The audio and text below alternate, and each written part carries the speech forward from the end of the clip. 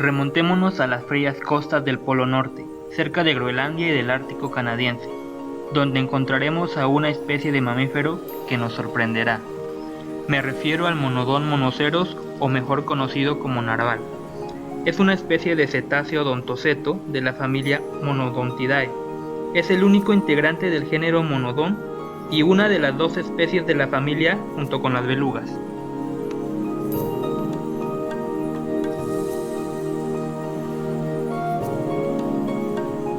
Estos mamíferos no tienen dientes que ayuden para su alimentación, por lo que su dieta se basa en calamares, camarones y otros animales que se tragan enteros. También cuentan con 2 colmillos en su mandíbula superior, que en el macho pueden llegar a medir hasta 3 metros frente a la cabeza. Aunque no lo crean, este es un diente canino y tiene la capacidad de sentir estímulos ambientales como nociocepción o la detección de estímulos nocivos. La propiocepción o la capacidad de sentir la posición relativa de las partes corporales, así como la temperatura, presión, gradientes osmóticos y percusión.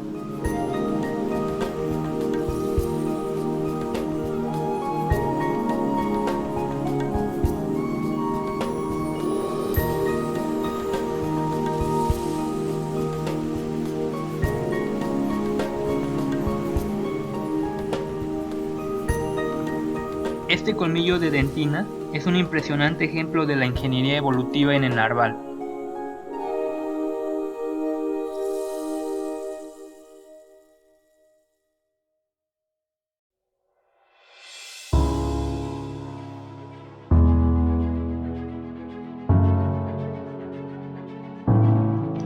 En la Europa medieval se creía que los colmillos de narvales eran de unicornio, y esto ocasionó que los vikingos salieran a cazarlos. Incluso llegaron a valer más que su peso en oro y se creía que cualquier veneno en una bebida podía neutralizarse con este colmillo. María, reina de Escocia, tenía un pedazo de colmillo de unicornio que usó dado a que representaba una amenaza para la reina Isabel I. También se creía que el colmillo evitaba enfermedades, por lo que era molido y medicado. Su uso fue tan popular entre los adinerados que el trono real danés lo usó para coronaciones entre 1671 y 1840.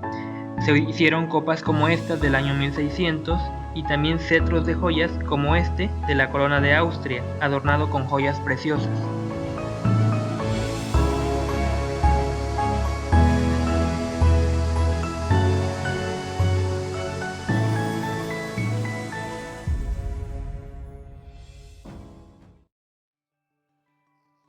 Bueno, aunque ciertamente un diente no es un hueso propiamente dicho, no podíamos dejar pasar lo que tal vez es la estructura más diferencial en un narval, y es, como lo dije anteriormente, este diente en forma de cuerno que sale de su cabeza, que inicialmente se creía que correspondía a los incisivos de la especie, pero que comparándolo con los mamíferos terrestres se llegó al hecho de que, dada su inserción en la maxila, correspondería realmente a un canino. Ahora bien, antes de comenzar, pues recordemos que como tal los odontocetos, los narvales pertenecen al grupo de los odontocetos, los cuales son las ballenas dentadas, aunque esta en particular presenta una característica bastante única, y es el hecho de que a medida que un narval se acerca a la edad madura, a la edad adulta, presenta una reducción en el número de piezas dentales, de tal manera que una hembra puede no presentar ningún diente en su edad madura y un macho puede reducir su número de dientes aparente en tan solo 1, como lo vemos aquí en la imagen. Ahora bien, en ciertos casos en particular hay machos, recordemos que este gran diente es único de los machos, hay machos que pueden presentar 2 dientes tal como lo vemos en la imagen inferior derecha. Esto se estima que es aproximadamente en 1 de cada 500 machos, que lejos de ser una anomalía, una anomalía propiamente dicha, es el hecho de que en general los machos sí conservan un segundo diente en la maxila derecha, solamente que este queda pequeño y vertical y no sale nunca no traspasa la piel como tal del individuo. Pero en casos particulares aún no se sabe bajo qué circunstancias pueden desarrollarlo y llegar a un tamaño considerable tal como lo vemos en la imagen. Ahora bien, en cuanto a la estructura interna del diente, pues presenta varias características únicas e interesantes, comenzando con el hecho de que la primera capa, en la que vemos aquí en pantalla con el C, correspondería a la capa llamada cemento. Este cemento es también una característica particular de este diente en el hecho de que es suave. A diferencia de un diente común, por ejemplo el de nosotros, en el cual la capa más externa correspondería a una capa de dentina dura, que tiene la función de proteger al diente y que de cierto modo lo aparta de factores externos, pues en este caso no, esta es una capa suave que a continuación les diré un poco más acerca de la función que se cree que desempeña esto. Posterior a esto se encuentra lo que sería un anillo de transición, que es la capa blanca, y después sí se encuentra como tal esta capa gruesa que sería de dentina. Vemos que lejos de la estructura presentar una composición maciza, presenta en la parte interna una cavidad hueca con gran irrigación sanguínea y nerviosa, que de ahí se deriva la primera función que podríamos describir en cuanto a un diente de este tipo, y es el hecho de que ese cordón nervioso que tiene el diente está comunicado por medio de nervios a la parte externa, a la parte que correspondería al cemento. Si lo vemos de otra manera, podríamos decir que el diente en sí, o sea, la parte nerviosa del diente y por ende el individuo en sí, tiene comunicación con el medio, con el medio externo por medio del diente. Entonces, algunos sugieren, de hecho está todavía en pruebas, el hecho de que un individuo podría sentir tales cosas como el cambio de temperatura, de salinidad, por medio de esta estructura. Ahora bien, lejos de ser una teoría poco probable, resulta bastante factible en el hecho de que aún nosotros con una capa externa de dentina que es muerta, podemos sentir cambios tales de temperatura. Entonces, más con una estructura que tiene comunicación de externo con interno. Ahora bien, una segunda función que se deriva del tamaño del diente es en cuanto a la defensa.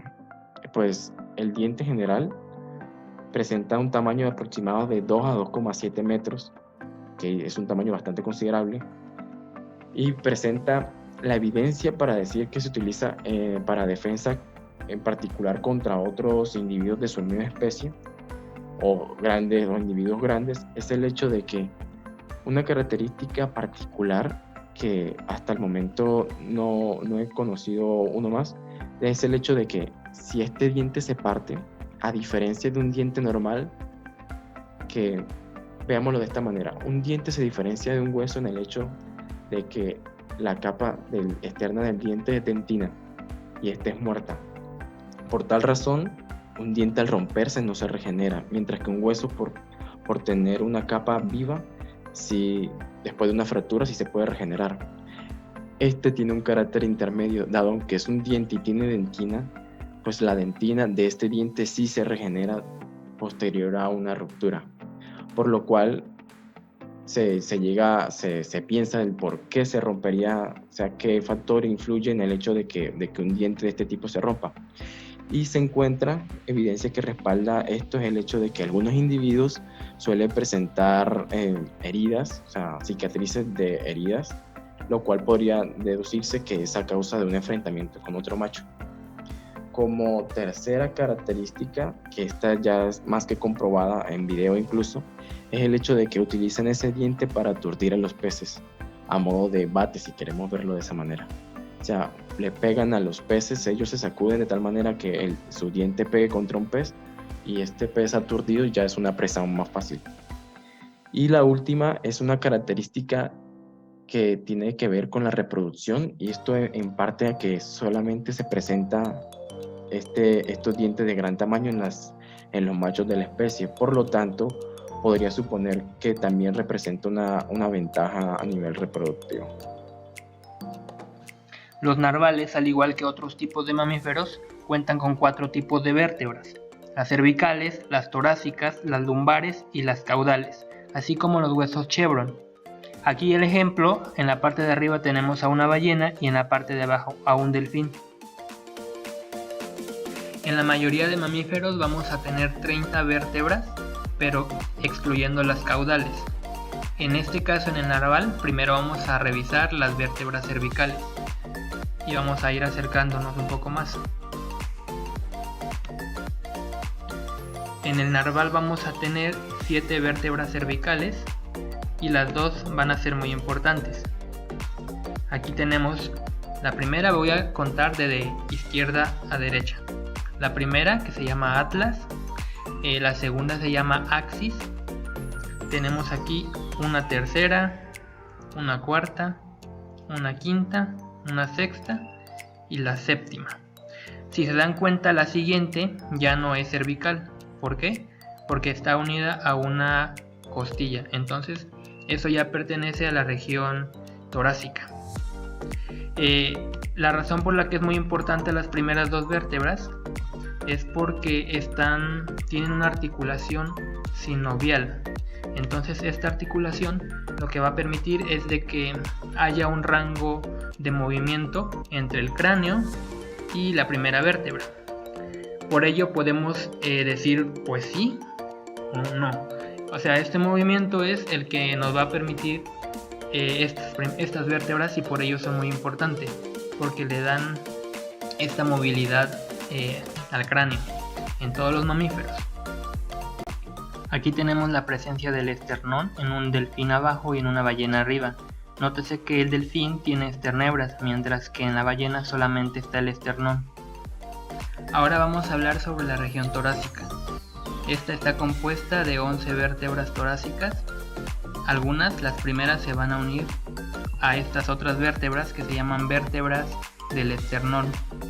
El esternón va a ser esta estructura ósea que vemos aquí como en forma de V.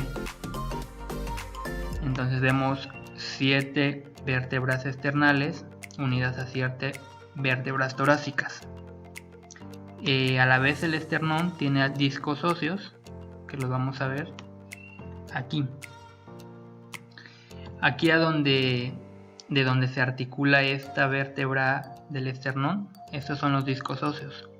Entonces el primero tiene el nombre de manubrio, y el último, que es ese es el último, tiene el nombre de cifoideo.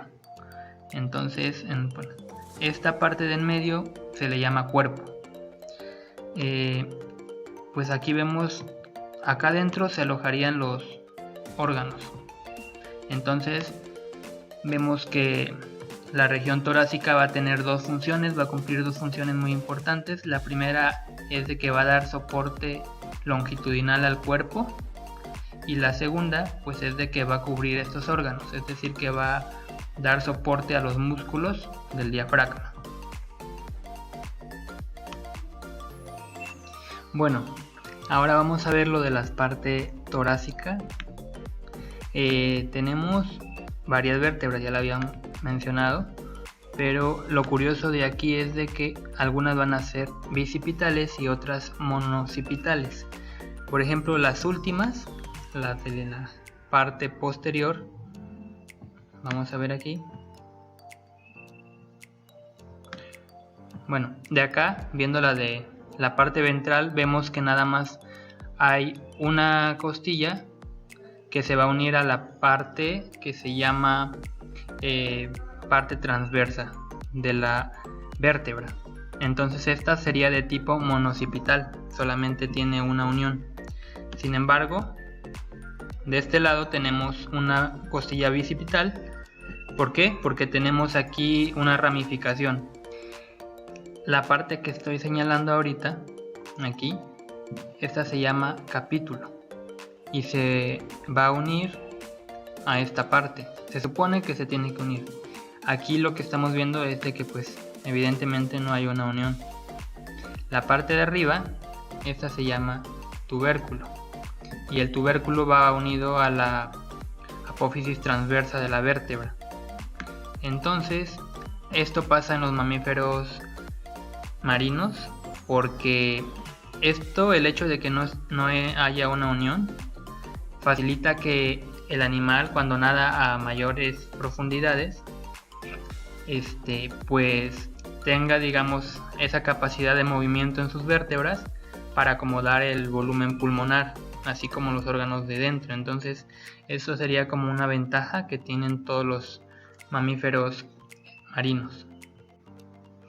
La transición entre vértebras lumbares y caudales va a ser por la presencia de huesos chevron, que van a ser osificaciones ventrales intervertebrales.